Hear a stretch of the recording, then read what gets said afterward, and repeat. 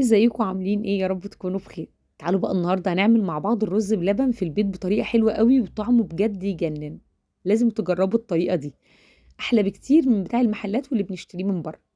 اول حاجه انا عندي نص كوبايه رز غسلها كويس جدا ومصفياها، الرز مش محتاج خالص ان انا انقعه.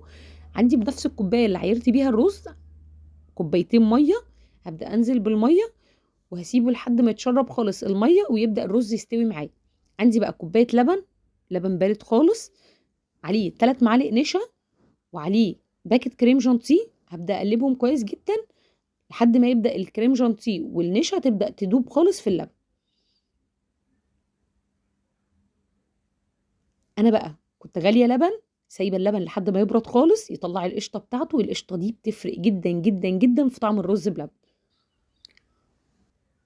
عندي بقى الرز خلاص بدأ يتشرب خالص الميه بتاعته وبدأ يدخل على سوا. نبدأ نضيف اللبن والقشطه بقى، نقلبه كده كويس مع بعض.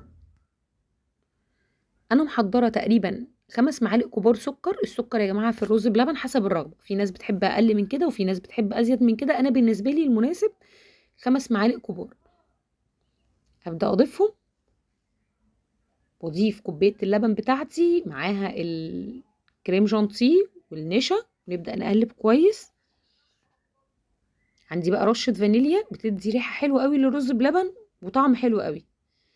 انا هبدا اقلبه كده لحد ما القوام بتاعه يبدا يتقل، وبكده بقى يبقى الرز جاهز معايا. انا هبدا اغرف الرز بتاعي، هاخد جزء من الرز بلبن بتاعي هدخله الفرن، هشغل الشوايه من فوق ياخد لون من فوق حلو قوي. عايزه اقول لكم بجد طعمه يجنن. بصوا، وده كان شكله. يا رب تكون الوصفه عجبتكم، مستنيه طبعا رايكم وكومنتاتكم، وان شاء الله نتقابل فيديوهات تانية كتير.